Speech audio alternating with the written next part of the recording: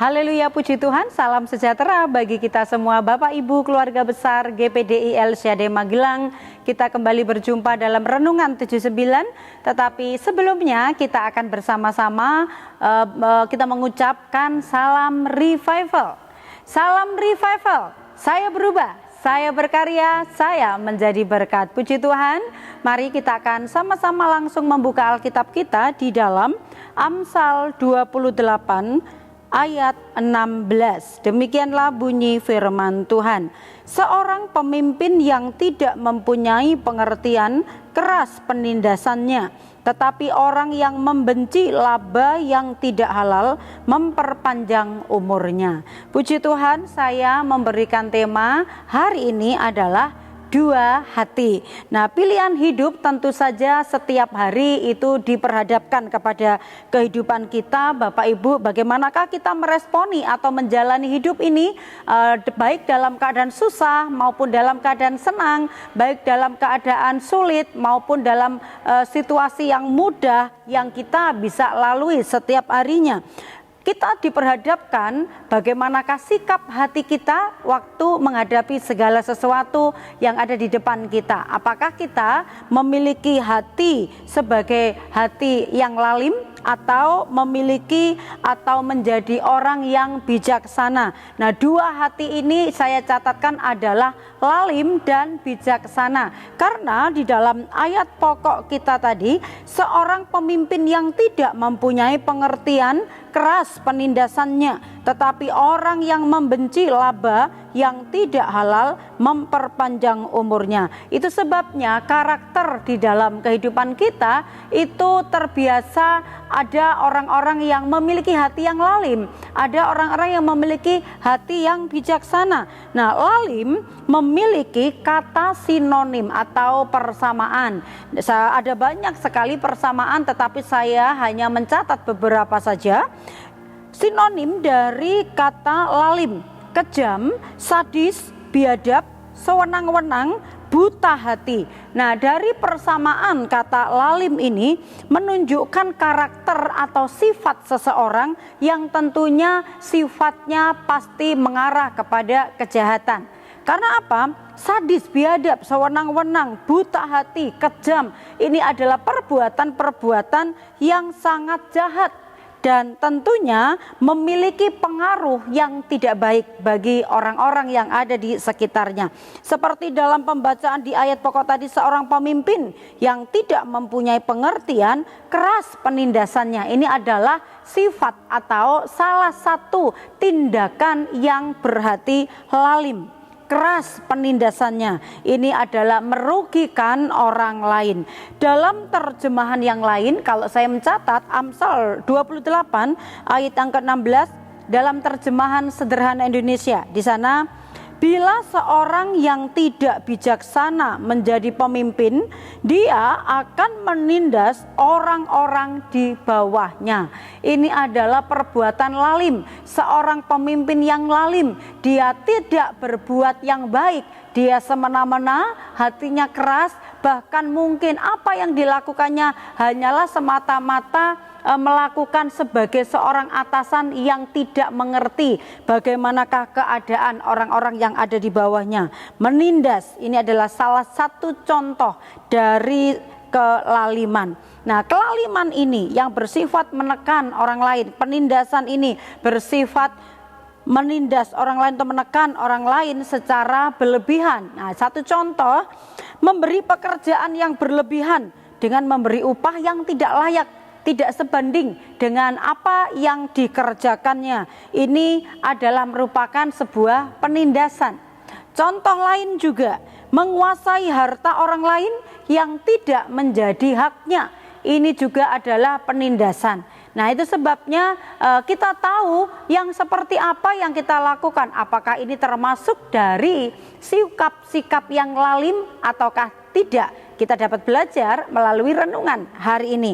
Contoh lain, misalnya ada orang tua yang mungkin menghukum anaknya yang berlebihan, yang tidak sesuai dengan kesalahan. Ini juga adalah merupakan penindasan. Ini juga adalah merupakan perbuatan yang lalim. Nah, itu sebabnya kita sama-sama belajar Betapa jahatnya orang yang berhati lalim, orang yang memiliki sikap merugikan orang lain. Bahkan mungkin kita menganggap ini kan anakku sendiri atau ini adikku sendiri, aku berlaku keras itu wajar. Tetapi kita belajar apakah keras itu mendisiplinkan, mendatangkan kebaikan, atau kekerasan yang mendatangkan luka di hati orang-orang yang kita tindas di sekitar kita.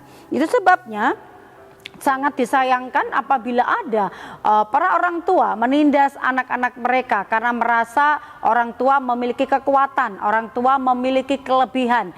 Tetapi kita sama-sama belajar bahwa apa yang dikatakan oleh firman Tuhan itu mengingatkan kepada kita supaya kita tidak berlaku yang demikian. Itu berbicara tentang kelaliman. Kita akan belajar poin yang kedua, yaitu hati yang bijak. Hati yang bijak itu dia adalah arif, tajam pikiran, juga berakal budi.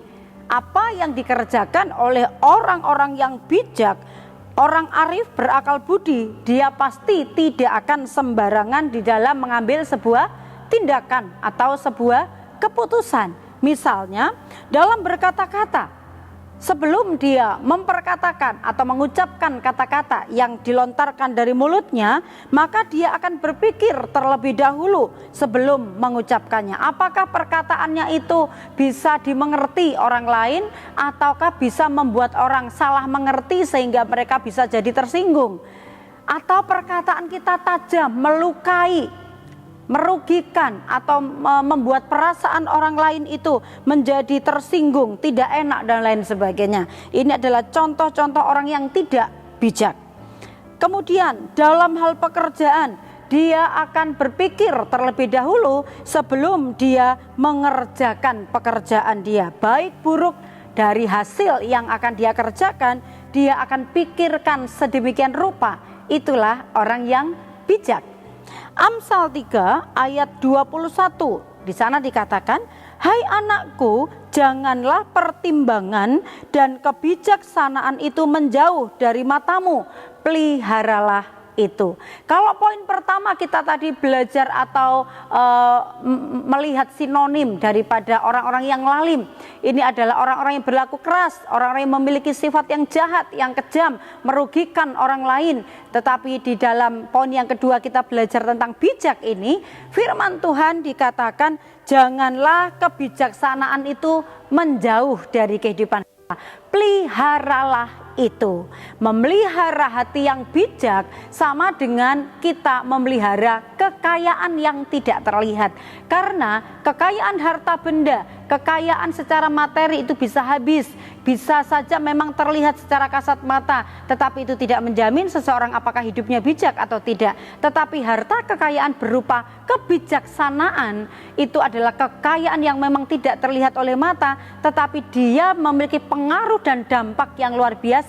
Karena orang yang bijak, dia akan berpikir dalam segala sesuatu untuk mendatangkan kebaikan, kesejahteraan, ketenangan bagi banyak orang, bukan hanya untuk kepentingan diri sendiri atau menguntungkan diri sendiri, tetapi lebih banyak berpikir menguntungkan, mendatangkan damai sejahtera bagi orang banyak. Mengapa dinasehatkan dalam ayat ini supaya kebijaksanaan itu tidak menjauh dari kehidupan kita, supaya jalan hidup yang kita lakukan ini selalu mendatangkan kebaikan. Kebaikannya bagi siapa? Seperti tadi yang saya sampaikan, kebaikan bagi diri kita sendiri maupun kebaikan bagi orang lain. Nah, apa yang harus kita lakukan? Apa yang harus kita buat supaya kita ini senantiasa menjadi orang yang bijak? Yang saya catat adalah kita harus mau atau bersedia banyak mendengar nasihat atau masukan. Orang yang banyak mendengarkan nasihat, orang yang banyak mendengarkan masukan, dia akan semakin menjadi bijak dalam segala tingkah lakunya, dalam segala tindakan-tindakan dan keputusan-keputusannya. Amsal 8 ayat 33, dengarkanlah didikan, maka kamu menjadi bijak, janganlah mengabaikannya. Kalau kita mau menjadi bijak, kita harus terbuka hati kita menerima masukan, menerima nasihat-nasihat, sehingga kita semakin arif, semakin bijak. Kelaliman atau kebijaksanaan itu menjadi pilihan dalam hidup kita. Tetapi kalau kita mau berhasil, kita mau mendatangkan kesejahteraan, menjadi berkat bagi banyak orang, milikilah hati yang bijak, bukan hati yang lalim. Karena itu, miliki hati yang bijaksana, jauhi hati yang lalim, supaya hidup kita menjadi berkat, mendatangkan kemuliaan bagi nama Tuhan kita Yesus Kristus. Puji Tuhan. Tuhan Yesus memberkati kita semua. Kiranya kita sebagai anak-anak Tuhan menjadi anak-anak Tuhan yang memiliki hati yang bijaksana, sehingga hidup kita senantiasa baik bagi banyak orang, juga mendatangkan kemuliaan bagi nama Tuhan. Mari kita boleh bersama-sama merenungkan kebenaran firman Tuhan ini. Terima kasih kepada Bapak Ibu yang dengan setia mendengarkan atau menyimak renungan 79 setiap harinya. Saya percaya Bapak Ibu diberkati senantiasa. Dan apabila Bapak Ibu diberkati lewat firman Tuhan yang disampaikan oleh kami hamba-hamba Tuhan, Bapak Ibu dapat memiliki kesaksian atau ingin menyampaikan kesaksian karena Bapak Ibu diberkati, atau juga Bapak Ibu ingin menyampaikan pokok-pokok doa tertentu, Bapak Ibu dapat menyalurkannya melalui chat WhatsApp 0813-274-288. Mari bertumbuh bersama, saling mendoakan, saling mendukung satu sama lain untuk kita bertumbuh mengarah bagi Tuhan Yesus Kristus. Kita tundukkan kepala, kita berdoa. Terima kasih Tuhan buat firman-Mu, jadikan kami sebagai orang-orang yang bijak, sehingga hidup kami mencerminkan tentang kemuliaan Tuhan. Bagi banyak orang yang memperhatikan hidup kami, mereka melihat ada pribadi Yesus hidup di dalam hidup kami. Terima kasih Tuhan, berkati umat-umat-Mu, keluarga GPDI El Shaddai, agar kami mengerti, menyimak, meresponi firman ini, supaya hidup kami menjadi orang-orang yang bijak di hadapan Tuhan. Ya Tuhan, terima kasih untuk damai sejahtera yang Kau berikan kepada kami umat-umat-Mu. Tolong kami umat-umat-Mu GPDI El Shaddai untuk tidak gelisah dan gentar, karena kami tahu Engkau selalu beserta dengan kami, maka kami tidak perlu takut. Terima kasih, kami bersyukur, terima firman-Mu ini dalam nama Yesus. Haleluya, amin.